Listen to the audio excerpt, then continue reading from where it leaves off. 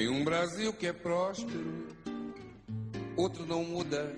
Um Brasil... Otávio Yanni foi um importante pensador brasileiro capaz de trazer à luz uma análise histórica do processo de construção da questão social brasileira, sugerindo uma compreensão ampliada do tema, em que os aspectos econômicos, políticos e sociais devam ser examinados criteriosamente como um complexo de equações a serem solucionadas. Fala cochê da mulata. Tem um Brasil que é lindo, outro que fede. O Brasil... Desde a escravidão, os movimentos sociais eclodem e colocam-se como dispositivo rotineiro na luta da igualdade de direitos.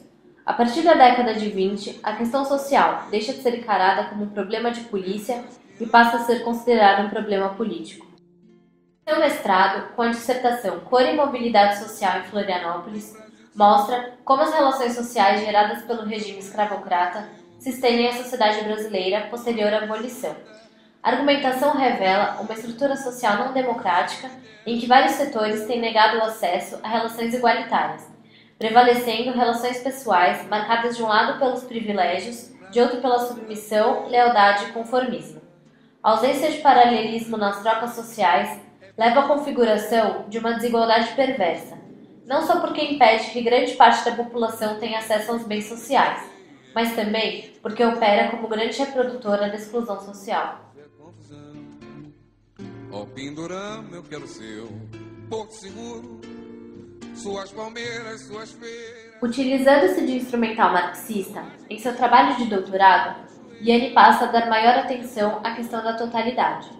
Por meio do materialismo histórico e da análise dialética dos fatos e acontecimentos presentes na sociedade brasileira, Yanni vai buscar as respostas para as suas questões dos antagonismos presentes nas sociedades de classe.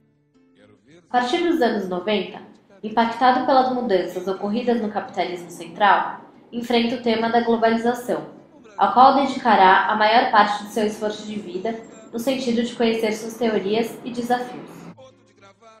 Crítico do modelo de globalização que vem sendo levado a cabo sob o patrocínio dos Estados Unidos, dizia ser esse processo extremamente injusto e que só conseguiu aumentar as desigualdades entre ricos e pobres, contribuindo assim para a expansão da miséria e nutrindo o surgimento de outros problemas gravíssimos como o terrorismo. Em Teorias da Globalização, investiga os efeitos desse fenômeno, destacando suas consequências desvantajosas para a grande maioria dos envolvidos. Na reflexão sobre a globalização, o autor retoma o tema da diversidade e da desigualdade, apontando sua contemporaneidade.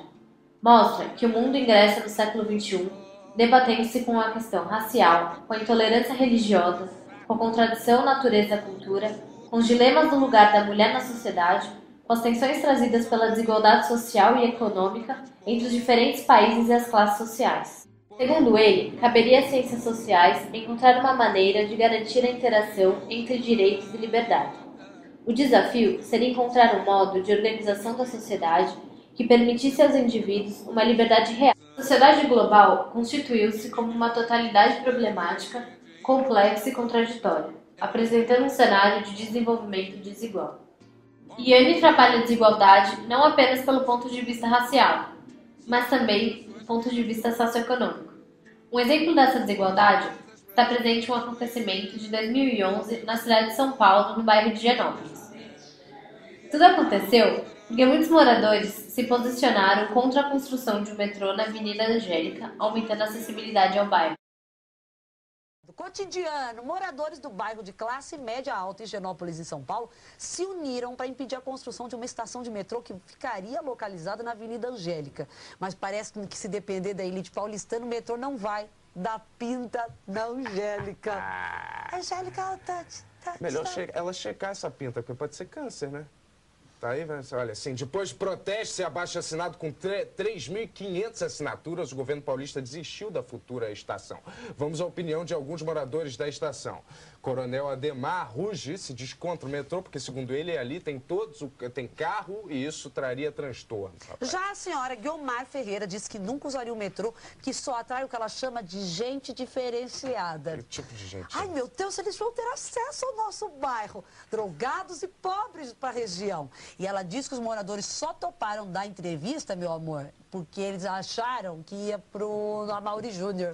Jamais, sim, claro. Tipo, no Esquenta, senão eles na não MTV. davam, né? Eles estão lá e vão chorar quando vê pra onde foi. Olha, a polêmica virou um dos assuntos mais comentados na internet desde ontem. Em protesto e a favor da construção do metrô. Já foi organizado para o sábado, na frente do shopping Higienópolis, um dos pontos da elite paulistana, o churrascão da gente diferenciada. Que já conta, eu vou de short de lycra. A gente vai lá, né? Claro, a gente já tá combinado. Com garrafa térmica chacoalhando. Eu vou levar o Catra, Chã e Patinho. Que chã é o quê? Ninguém sabe. E Patinho? Patinho é pato mesmo? Rapaz, porque pato custa caro. Segredo milenar, tá bom. Então, olha só, o convite diz o seguinte: leve farofa, carne, som portátil, carro tunado e tudo com sua consciência social permitir. Mas não se esqueça dos sacos de lixo, porque nós somos diferenciados, mas somos limpinhos. Protesto inusitado que foi organizado pela internet parou o trânsito hoje no bairro de Higienópolis. Os manifestantes fizeram um churrasco no meio da rua.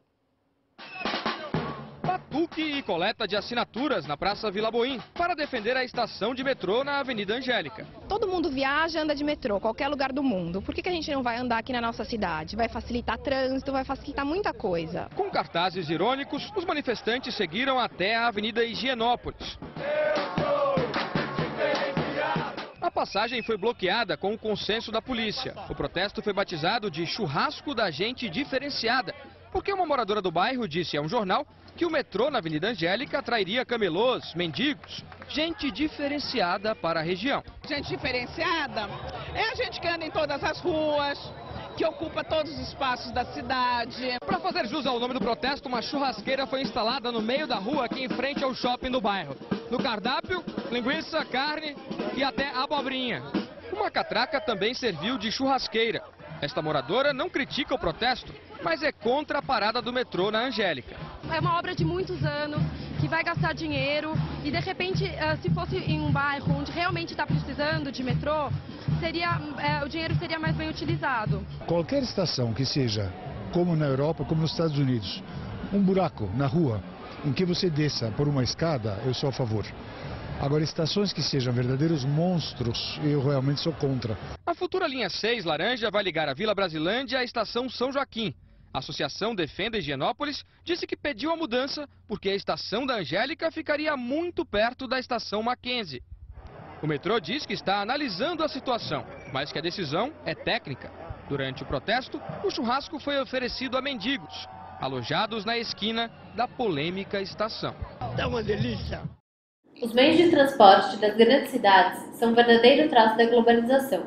Contudo, a aceitação do mesmo enfrenta grandes dificuldades frente aos indivíduos pertencentes das classes sociais A e B. Mesmo com as inúmeras melhorias na globalização, ainda restam traços de desigualdade e exclusão de algumas minorias sociais.